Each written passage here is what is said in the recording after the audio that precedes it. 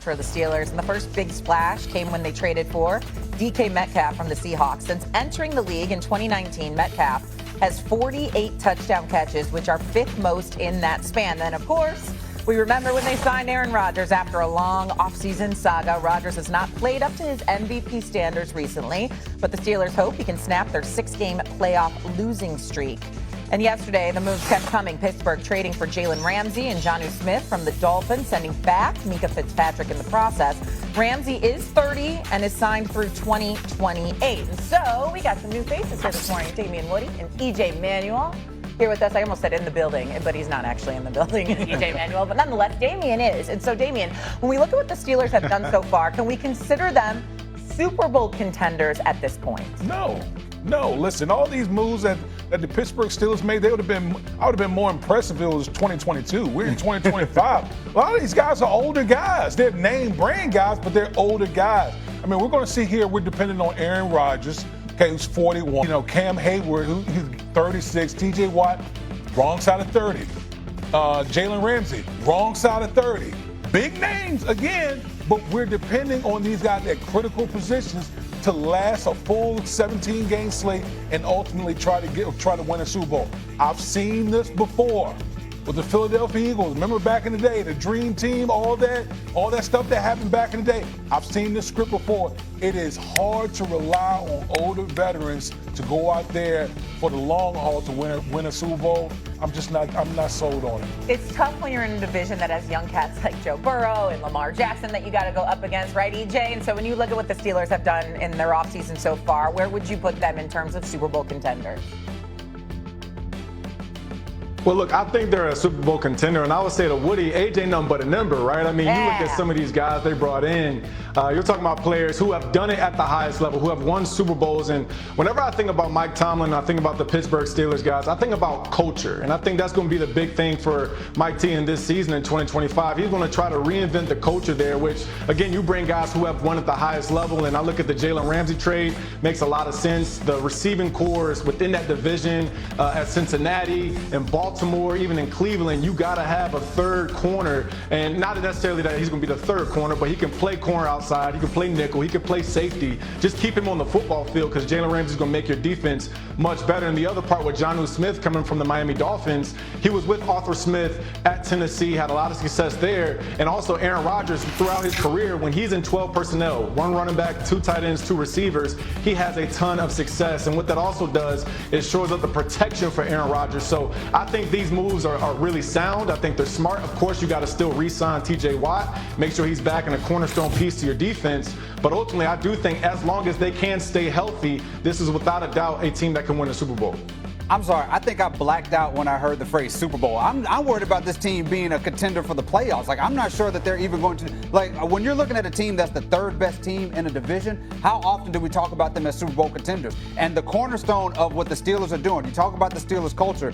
The Steelers culture has not been Steelers culturing like it should in this offseason with the moves that they've been making, especially with the way that they have gone about bringing Aaron Rodgers over there and not, really looking at other options and building your whole season around a 41-year-old quarterback who has not been good for about half a decade, and you expect this team to be in the Super Bowl contention. I have just real concerns about this Steelers team not even getting to the playoffs before we talk about Super Bowl. I would not be surprised when it's the end of this year, when we're talking about locker room and all that stuff. The locker room's in disarray, the record is in disarray, and this team is just really. Do you think Mike Tomlin's going to let his locker room go to disarray? I would say not on the usual, and not usually. I would not say that. But Aaron Rodgers is his own form of a hurricane that goes into these locker rooms. He brings his own culture, and there's Tomlin versus Rodgers, and the way that the Steelers have been over these last few months.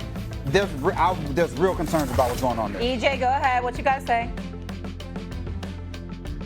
Well, here's the thing. I mean, you look at Mike Tomlin, he is the head man of this. And so I would assume there have been conversations behind, closed doors with Aaron Rodgers and even with Jalen Ramsey, guys who have had some, issues in the past as far as being in the news and being in the media and not being happy. And look, you're bringing in pieces who have won. And to me, as a former player, that matters. And I think you talk about culturing, not culturing. Well, bring in pieces that have done it before. Bring in pieces who are also at a point in their career where the only reason they're signing up is to win a Super Bowl. Aaron Rodgers doesn't need to play anymore, guys. He's going to be a first ballot Hall of Famer. I think Darius Slay is somebody who just came from a Super Bowl winning team as well. That's going to help, some of those younger corners there at Pittsburgh. So I understand on paper it doesn't look good. It's not sexy when you compare them to a Baltimore Ravens or even a Cincinnati Bengals because of their young talent, young quarterbacks who are stars. But I still believe there's enough in the tank there with Pittsburgh. And the other part, too, they got a playoff-ready defense. So beside what they're going to do offensively, we'll see what that looks like. We know the defense can win them some football games. And for sure, with bringing in Jalen Ramsey, you slow down some of the receiving cores throughout that division. Go ahead. Listen, at the end of the day, these names sound good, but these are older guys that we're dependent on here. Listen, we haven't even gotten to the Kansas Cities the Kansas City Chiefs has gotten better. Okay, the Baltimore Ravens has gotten better. The Buffalo Bills have gotten better. And oh, by the Denver Broncos have gotten better. The Los Angeles Chargers have gotten better. And we're going to sit here right now with the moves that the Pittsburgh Steelers made, and we're going to sit here and throw out there, are they Super Bowl contenders? Where? Like where?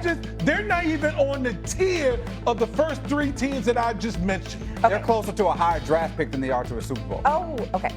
They do have the oldest playoff roster by age. Yes, the Packers had the youngest last season. This is true.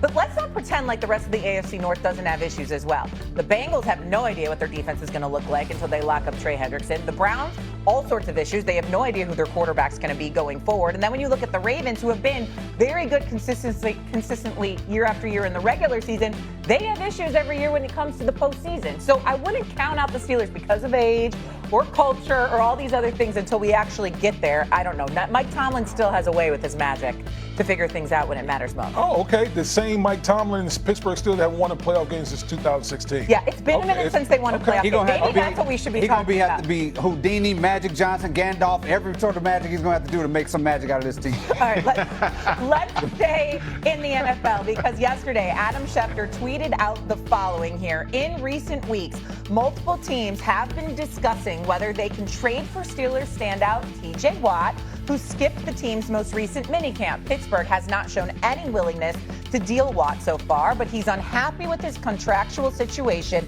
and sources believe outside team interest is likely to increase given today's trade with 3 defensive stars unsigned. Which do you view as the most urgent to get done? Look, I don't think there's a world where we think T.J. Watt maybe is going to play for another team, but nonetheless, the fact that he doesn't have a contract he's happy with is probably room for concern. So that's T.J. Watt. Then you have Micah Parsons, who still needs to be paid, and then the whole issue with Trey Hendrickson in Cincinnati. Of those 3 defensive stars, which do you think is at the top of the list, needs to get done right now? EJ, what do you think? I'll say Micah Parsons, one, because he's still young. And if you think about it, when they were trying to re-sign Dak Prescott, the same with CeeDee Lamb, it ended up costing the Cowboys more money on the back end because they decided to wait. Now, the good thing is Micah was still willing to show up to minicamp, showed up to all-season training, so you can tell that he's trying to be a leader for this football team and being patient. But I see that as a sign of good faith to the Dallas Cowboys. And I think, in retrospect, they need to show that same thing to him. So I would say lock him up, go ahead and make him the highest paid defensive end. We're talking about $200+ million on this next deal. I don't really see the point in waiting. I mean, what's the question? Like, you've seen the pass rushing skill. You've seen the 52.5 sacks throughout his rookie contract. I think at this point, don't let him go out there and play another down for you. Give him that money, move forward, and start looking toward the playoffs and trying to have a good season. He thinks Micah. Who do you think he would? No, listen, to me, it's Trey Hendrickson. This is the same guy, Trey Hendrickson, that was asking for a trade last year. And here we are. You're the Cincinnati Bengals. Okay, you got a new defensive coordinator, Al Golden.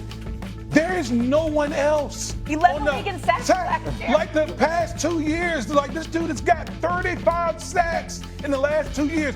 They have nothing on their defensive line. They were absolutely atrocious on the defensive